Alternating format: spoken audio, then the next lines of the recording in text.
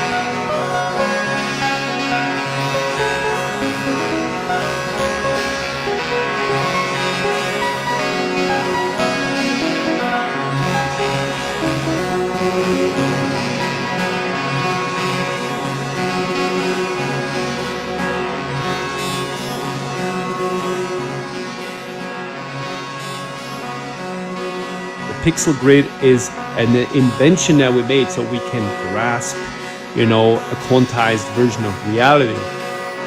But that's not where we want to go.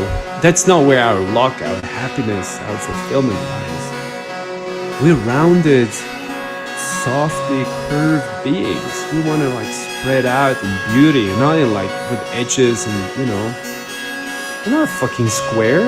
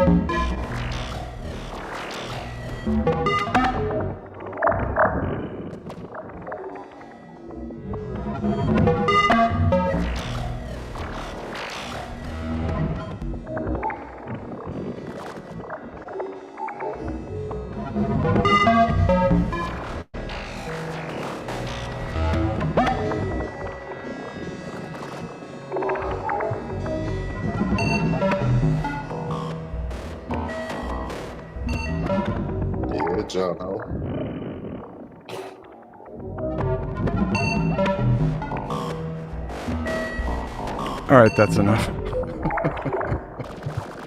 All right, Johno's burned it all down. We can all go home now.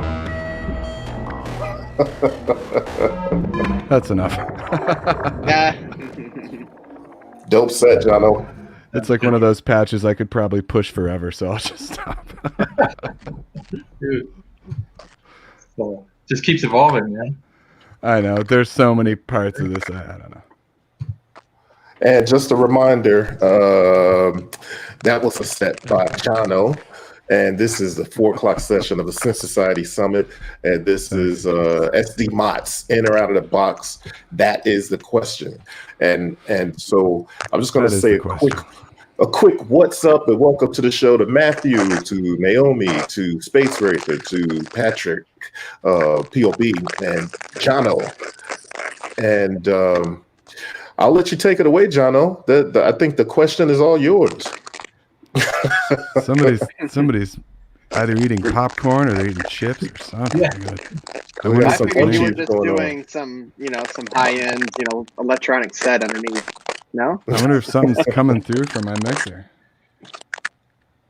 Can everybody hear that? There's a squirrel behind your Euro rack chewing stuff. Got all my volumes down. All right, let me just turn it off. That's fun. When all else fails, just turn it off, right?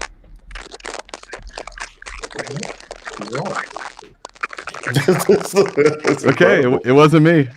Hold on. What I'm going to do is this. Corey, maybe try muting all of us and see if it's that. Yeah, that's what I'm doing. The show must go on, man.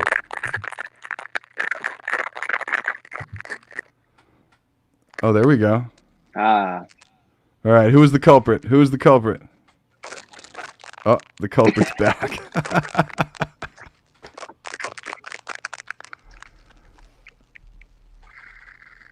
Yeah, I don't know. Okay. All right, we'll just move on. Yeah, maybe somebody's punking us. Yeah, it's terrible. Yeah. So everybody mute on the count of 3. 1, 2, 3.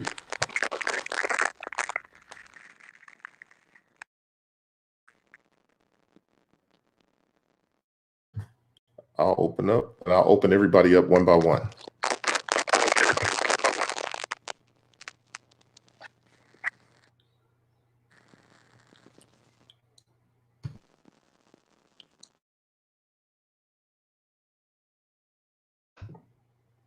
All right, there we go. Naomi? Yeah. Cool. Okay, well, I don't know where it went. Johno and Patrick is still on mute. There we go. Johno, you're muted.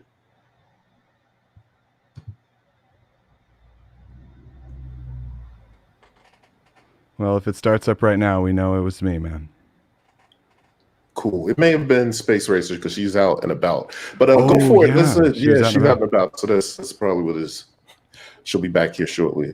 So, Johno, what's up with the in or out of the box? Fill us in on this topic and where the I want to say controversy, but I don't know that yet. Well, it's not a controversy unless we make it one, right? There you go. First off, man, Corey, Shonda, SoCal Synth, man, thanks so much for doing this. This has just been awesome. Oh, it's Space Racer. It was Space Racer. Anyway, you guys have just done such a knock-up job, man, and this has just been awesome. Oh, thanks, man. I appreciate you guys for participating. This has been fun. This is just as fun for us as it is for you guys. But it takes doers, right? And you two are doers. So thank you so much for doing this, man. Appreciate that. Thanks, bro. Yeah, so I'm Johno. This is my partner, Matt Stewart. We do Modular on the Spot, San Diego. And man, we really took our cues and our... it is you. It is you, Brandy. We took our cues, really from LA Mots. Patrick and Sky and Damon and Kylie and Pablo. These guys just took us under their wing and really kind of, I think, really led by example. And, you know, we covered this yesterday in the panel, you know, with everybody's origin stories. It's like, if you really want to do this, you've just got to do it, you know, and just start your own, right? Mm-hmm. So I really think it started like that. And Matt and I have been doing it for a year. And it's just so much work on the monthly basis, booking and hauling out Matt's PA and, you know, keeping everybody happy. It's great. It's awesome fun. But I guess that, you know, if it's controversy, I don't know. I mean, it, you know, really shouldn't be. But I think that from the beginning, we were challenged with, you know, friends of ours who, you know, who wanted to play, who were using other pieces of gear. And it was suddenly like, I was like the police of like, I was like the voltage police of like, the voltage police. Yeah. You know, like you show up with a key step and I'm supposed to be like, no, I'm sorry, you can't play, you know, and I'm just not the host who's going to do that, nor do I believe in that. And so that, you know, that's been a challenge for Matt and I. And then also, you know, we're lifelong multi-instrumentalists who have, you know, grown up playing guitar and being in bands, and Matt, you know, on bass and drums and all kinds of stuff. And I mean, personally, here's the ironic spin, is I love playing in the box. I love bringing it and keeping the challenge of just modular. But rules and music in the same conversation kind of make me nervous. You know, at the same time as I appreciate where it came from, and I have a lot of respect for the, you know, movement and the other chapters in the country and in the planet. So maybe that's kind of a intro thing we can all chew on. Yeah. So for those that I think you covered it nicely, but I think for those who may not be familiar with the question of whether or not to stay strictly modular or, you know, be in the box or outside of the box, the mods, modular on the spot, traditionally the rules are like, hey, it's Euro rack. You're in the rack. You come to play mods. You're playing a set all in the rack. You know, that works for some, that doesn't work for some, but MOTS has grown like McDonald's on every corner of every city. It's a beautiful thing. But I mean, it is beautiful. And not every corner of every city, but every city that has, you know, modular synth enthusiasts in it, there's a MOTS, a modular on the spot that's run by somebody. It's doing something. I think is really dope that that's become a thing.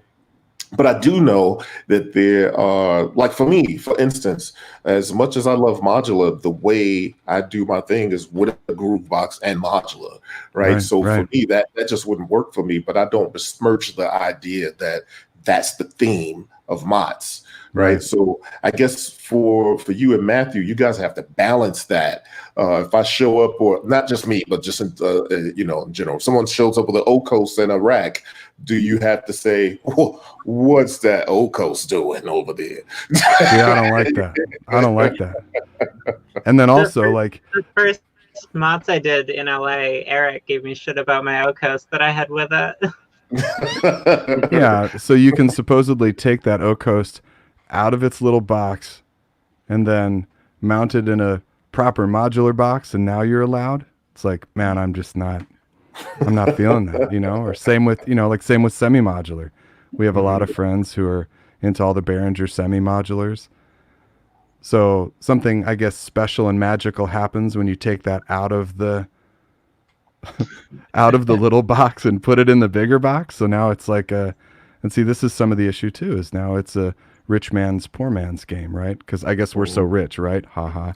But you know, so you're cool if you take your semi-modular out of it and then put it in a bigger case. It's like, man, I can't do that.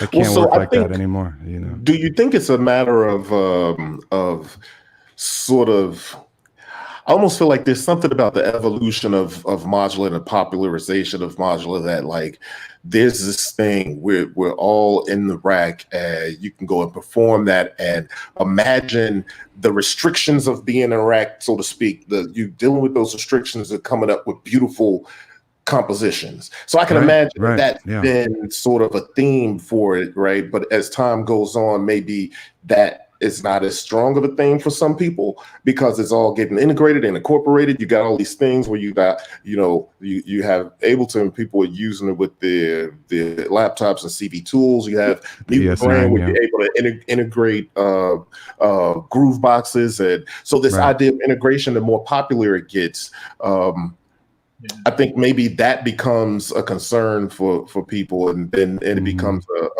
almost an us versus them, a purist sort of thing.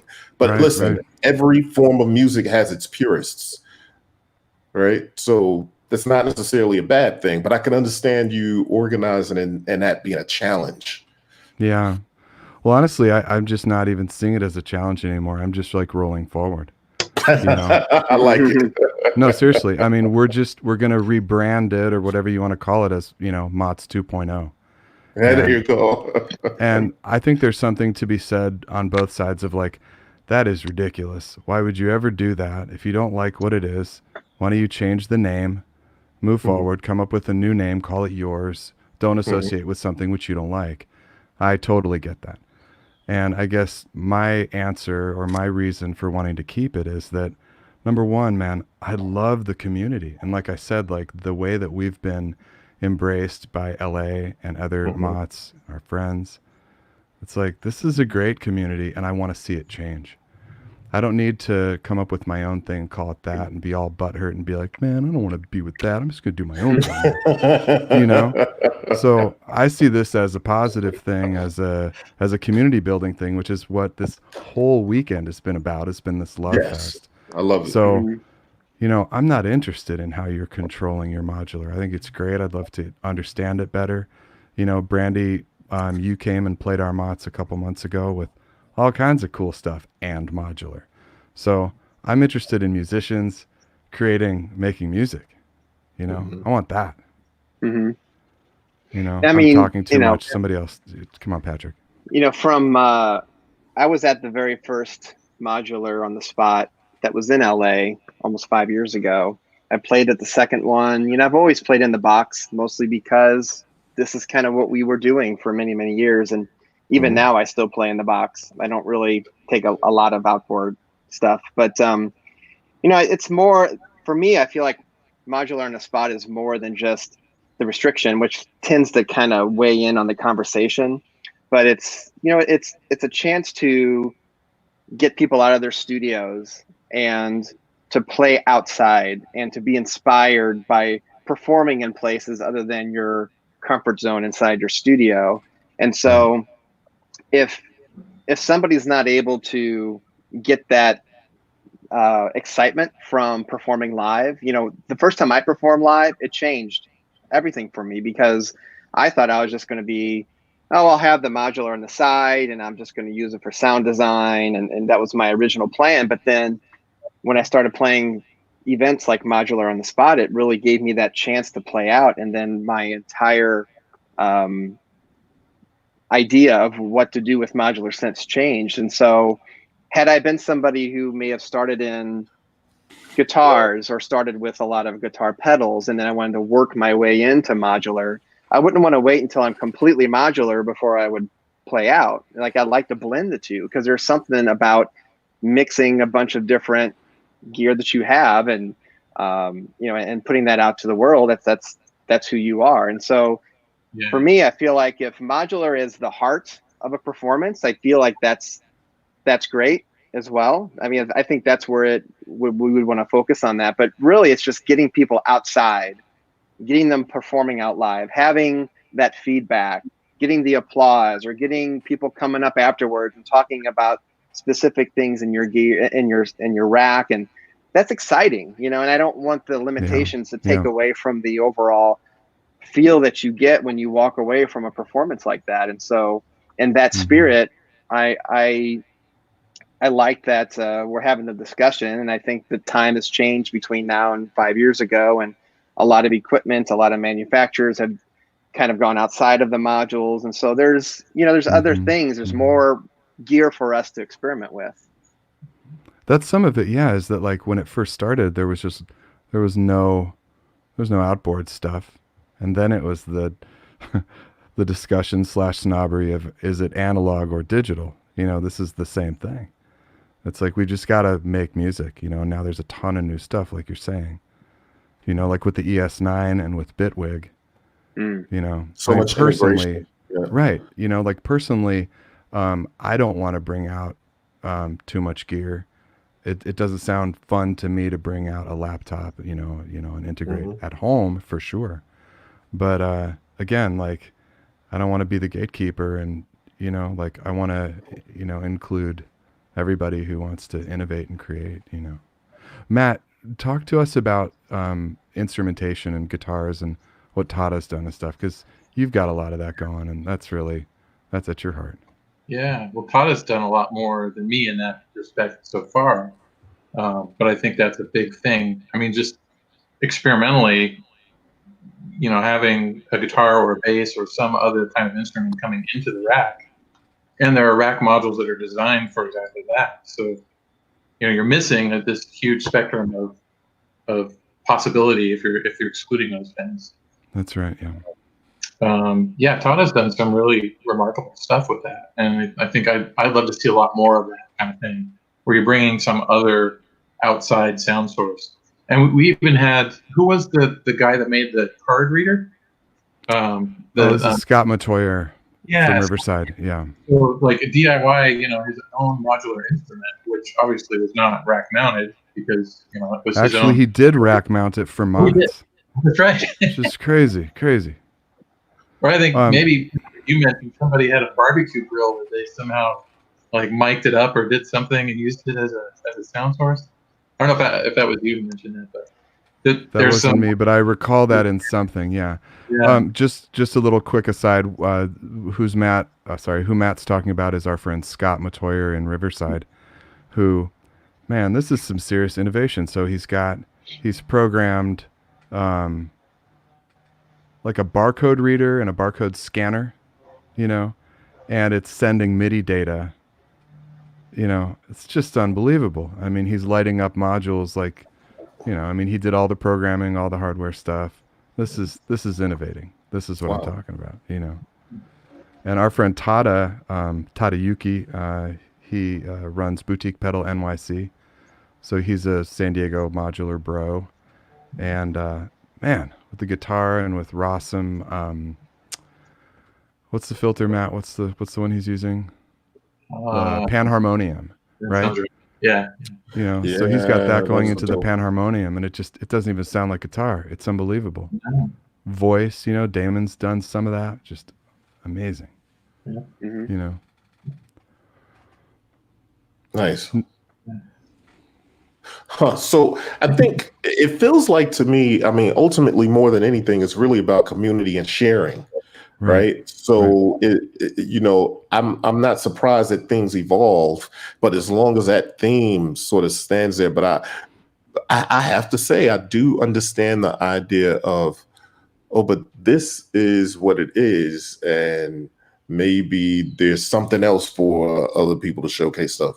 But, just in general, just the way the synth community is, there doesn't seem to be, at least right now, any shortage of places for us all to showcase what we do.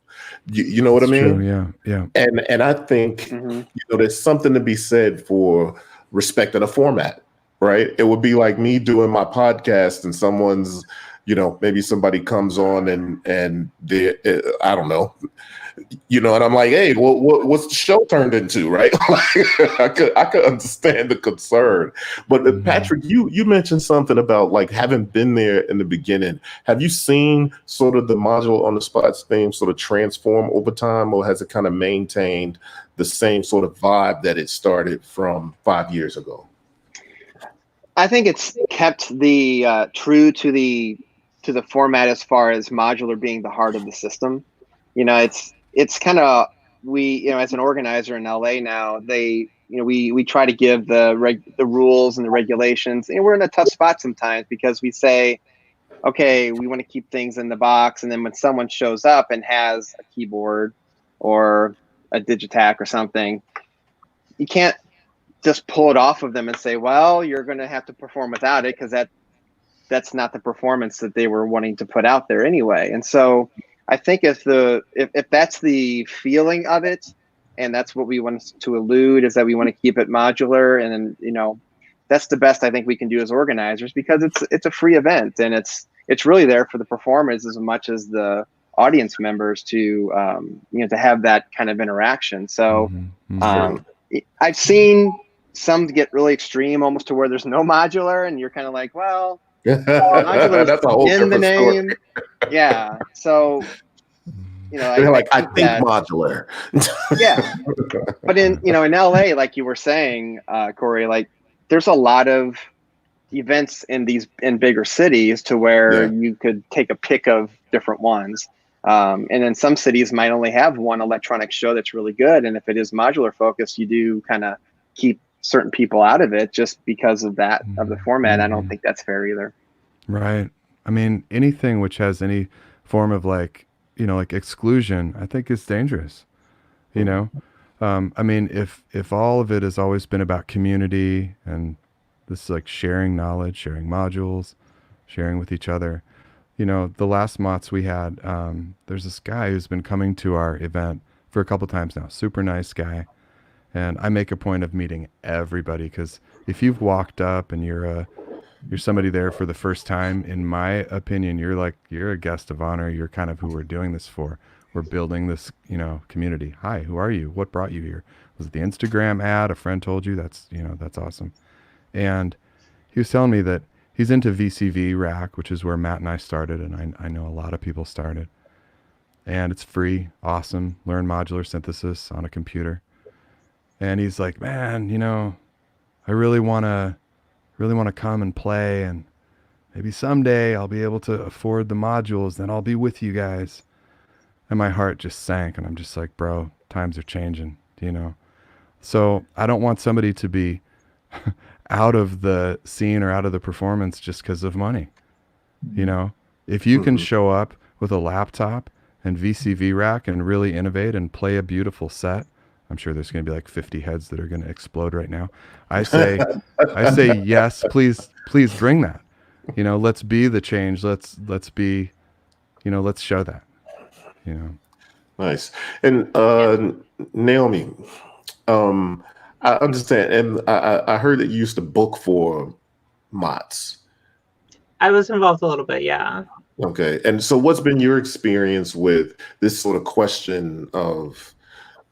It goes back and forth. On one hand, I really like the limitations of just being like, okay, there's this instrument and you have to do your whole set with this one instrument. But at the same time, it is very much this gatekeepery thing, which sucks, because I know in LA at least, like there's tons of people that MOTS is their first time ever playing out. And that was ours, yeah.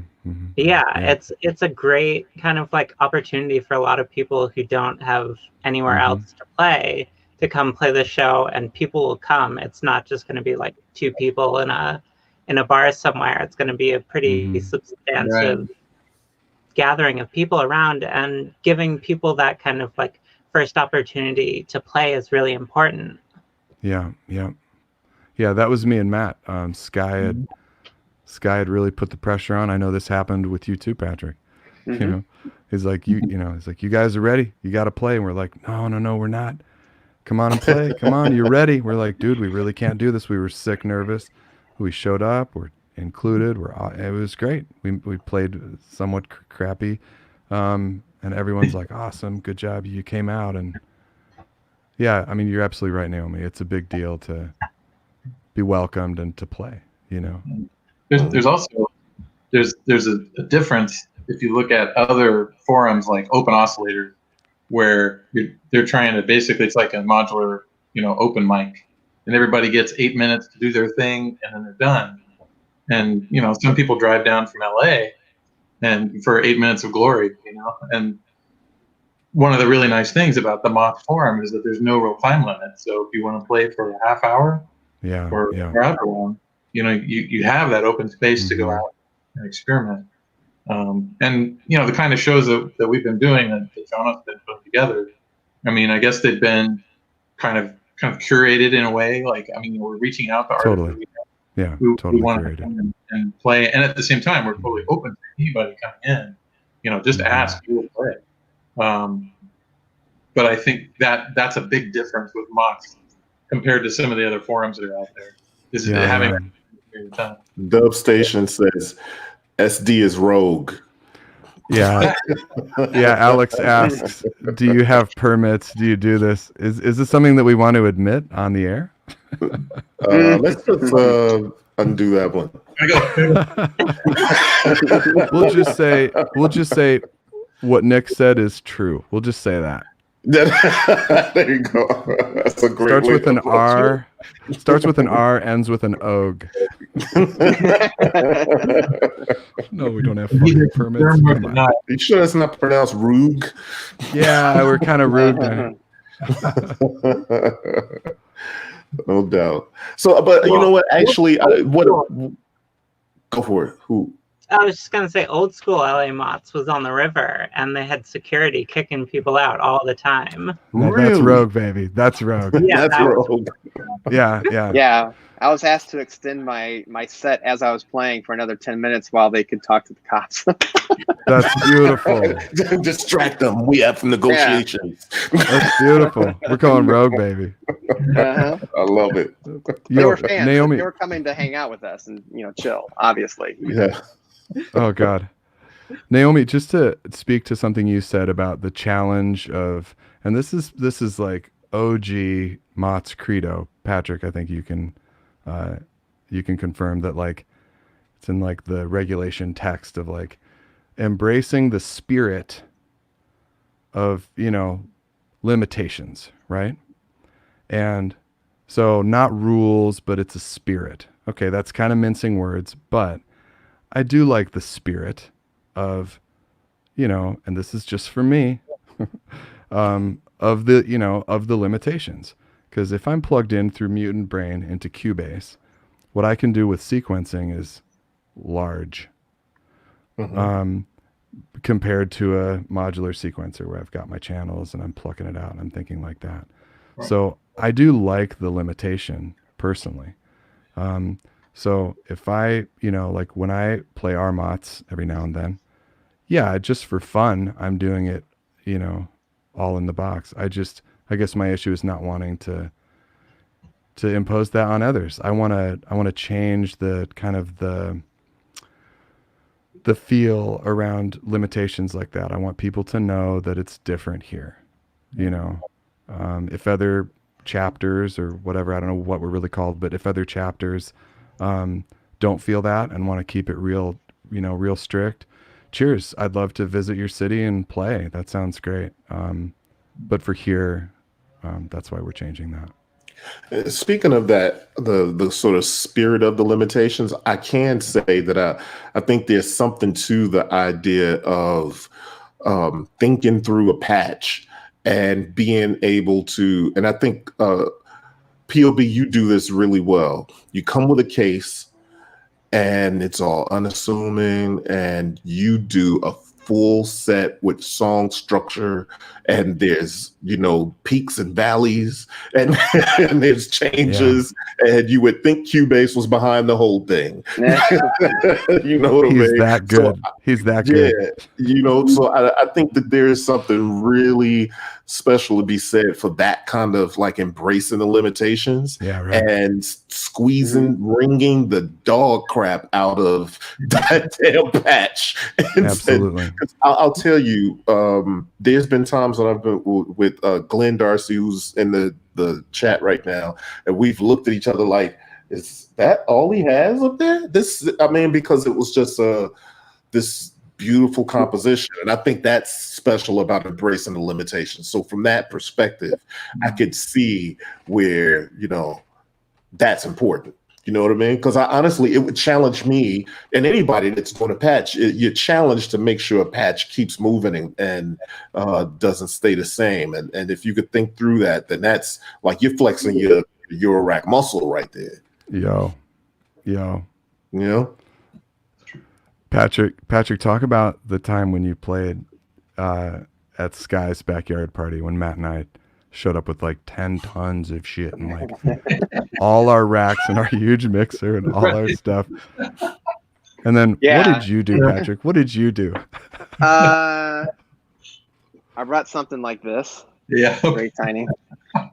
It's like 42 yeah, it's like 48 HP, I think. Right. You know, but that's what I like. Like I've always played in the box. I mean, for me, I've made a decision to stay in the box, mostly because I didn't come from another place. I came from Synth. You know, I've got like an MS-10 here, and I've got you know, the desktop MS-20 and what's that yellow the Mofo from DSI. You know, I've got things like that. But then when I went to modular, it was a complete lift into that, and so I don't really use a lot of outboard gear anyway. So that makes sense. So that's why I like having it. Yeah. So it's always that's why I like the limitation. I like to challenge myself.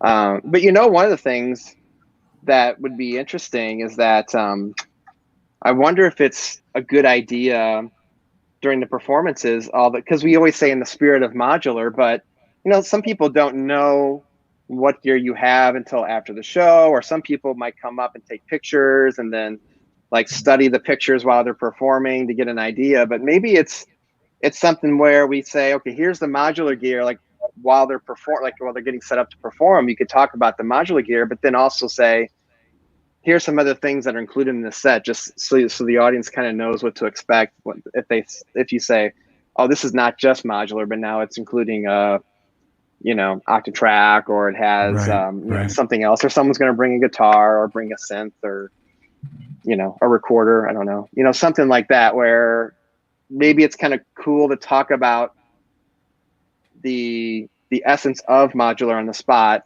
but then here are some other things to add to that to kind of enhance the experience and to give that artist a little signature sound or a little uniqueness to it that I don't know if you can get that in other places. It's a great way to keep the audience educated too, you know, of like, you know, like I always go up, you know, and say a few words. Here's so-and-so, she's traveled down from Fullerton, thanks, Space Racer. But that's a great opportunity to share that stuff. Like today she's playing with, you know, that's a great idea. Nice. Sorry, I didn't mean to cut you off, Corey. Oh no, it's all good. It's all good. I just wanted to kind of almost piggyback on something that Patrick started off with. He came from synths and didn't necessarily come from other formats. So when he started doing Eurorack, that was, you know, it felt like home, right? And I think for people that tend to, you know, like I'll use myself as the example because, you know, the idea is that I came from the MPC background, right? And so it's a matter of incorporating these things and kind of fusing these things.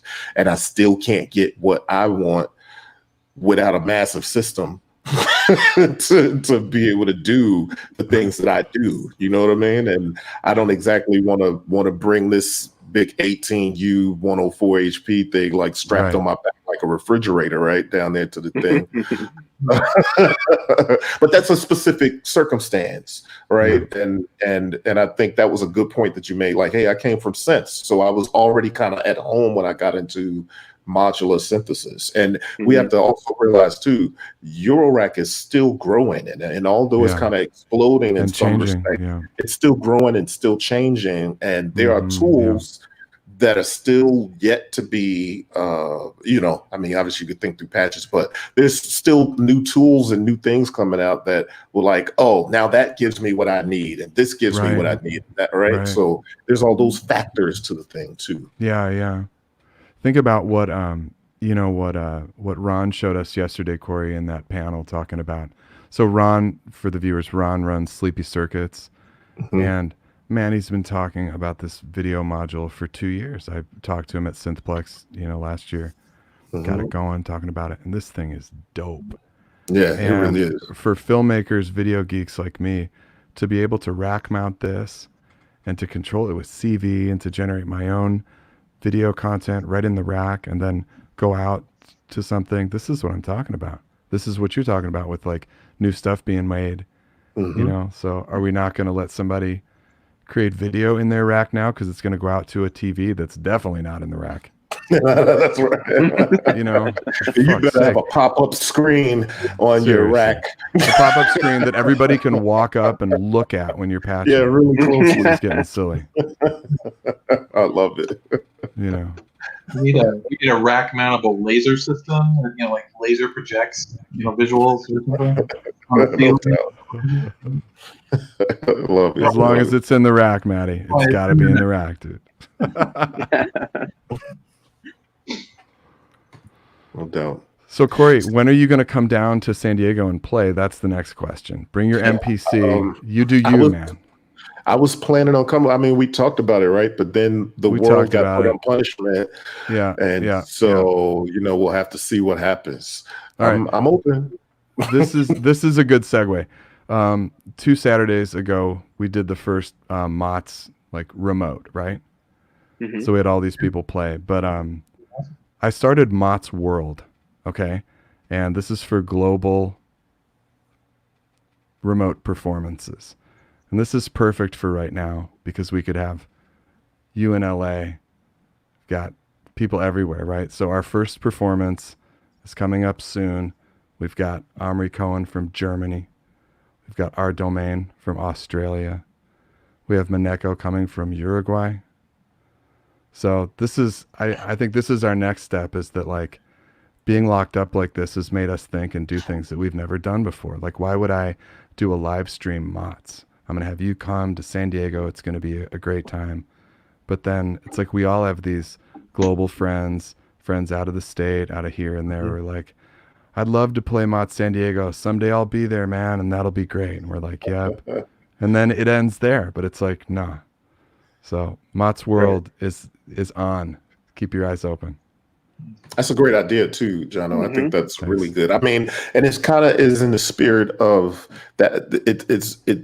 It's the same sort of idea of what we're doing here with the entire Synth Summit. The Synth Society Summit. This idea that we're all over the place, and at the moment, none of us can really go anywhere and do anything. But it's still a community. And you know what I mean? That we've all, a lot of us have met each other in person at various events through the years and several events that happened through the year. But this is the opportunity, like, hey, all of us are kind of in isolation or whatever it is. Let's still get together and enjoy this community. And I like that idea. That's the same spirit of the reason we're doing this kind of thing. So really good idea. And build it and make it bigger, right? Yeah, exactly. Like my friend Omri in Germany, he's like, man, Berlin is how many hours away? There's nothing for him there. And can you imagine that Berlin doesn't have a MOTS? That's very strange. That's another conversation.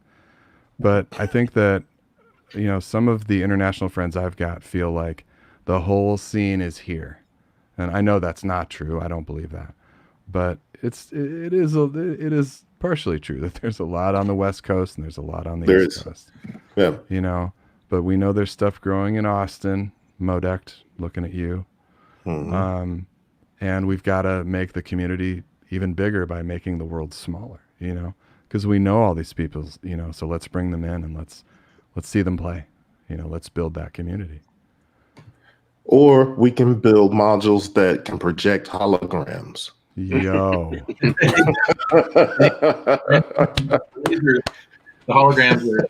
There it is. The laser's back on it. HR Terror in the chat asks, where do we see MOTS World?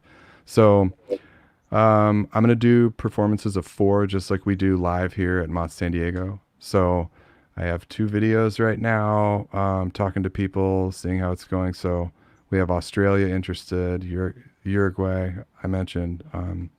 So I would say within a few weeks. But there is an Instagram, there is a YouTube, there is a Facebook. So modular on the spot world. Nice. I like it. It's a beautiful, beautiful thing. So we got maybe a couple more minutes. Anything anybody wants to, bring up in closing? How do we, close this conversation out? What's kind of like the takeaways here? Naomi, don't let all the dudes talk. Come on. Come on. I think the running theme through what everyone's been saying is the community, and I think that's kind of the most important part, and that's why we're all here. That's why we're gathered. This is why we meet on a Sunday and all talk on YouTube, because we believe in the community. We believe in helping each other and educating each other, and that's kind of what Modular on the Spot's all about. Yeah. One other just really short point is yesterday in the panel, with the origin stories with all the people who started all their own societies, a couple of them started because they felt the limitations of modular on the spot in their cities, said, fuck this, we're doing our own thing. So I think 1, that's awesome. Absolutely do your own thing. 2, I think that's terrible that you were, that you felt pushed out. That's lame. But the other thing, which was so great from, I think it was North Coast Modular Society in Michigan, awesome guys, said, no, it doesn't matter. I think it was Houston also, said that they got a lot of their feedback from doing polls and talking with their friends, musicians, people who came to their events. What do you guys want? How often is it? Where are the locations? And I got to say, I haven't done official polls on Facebook and stuff, but man, 100% of the people who we've talked to feel the same way about the regulations being lame. So this isn't like my invention or my anything like that. I really feel like I want to listen to the people who are coming to our shows and who are talking to me, like we all talk to a lot of people, and it's been 100% that attitude. Nice. So I think it's important to listen, and adapt. Well, cool, man. I do appreciate, this is a good conversation. I always appreciate that. And you know what? I have to say, coming from growing up in the culture of hip hop, the conversation that involves the idea of the purism of any art form is always a tough conversation. So, and so it's not just, modular or mots or whatever it might be. My uncle is a jazz trumpeter, and he has the same conversations. He hates certain artists, and then I have to tell him, like, so are you telling me that you don't like Herbie Hancock because he's the king of fusion? You're gonna tell me you don't like Herbie Hancock? I mean, great music is great music, right? And I think that's at the core of it. Good community, great music, and I'm just happy that everybody's here. Feels passionately enough about it to even have the conversation. So dope stuff, everybody. I give you all a round of applause for coming in and having that conversation, man. And specifically, just thinking, thinking about jazz artists like Herbie Hancock, Miles Davis, John Coltrane, and they played all the styles, real chill, nice, beautiful stuff, and straight hardcore avant-garde. Herbie Hancock got into fusion. Well, Miles Davis did too, but I mean, this is an important point. Yeah, no doubt, man, no doubt. So yeah, we'll leave it there, and thanks for the conversation, and thanks for coming on. It's great talking to you guys. Thanks, Corey, so much, man. Yeah. Bye. No doubt. Thank you. So we'll jump on to the next one. I just want to say that, hey, the next thing is a panel on building a focused Eurorack case with Chris Meyer and Curry Cases, and then closing out the summit weekend. And this is one that's in the bag. And I really want to thank everybody for just jumping on and being available and partaking, watching, because this is an inaugural event, and we hope to do it again next year. So, all right. You guys are dope, Peace, man. everybody. You guys are dope. You too, good sir. Cool.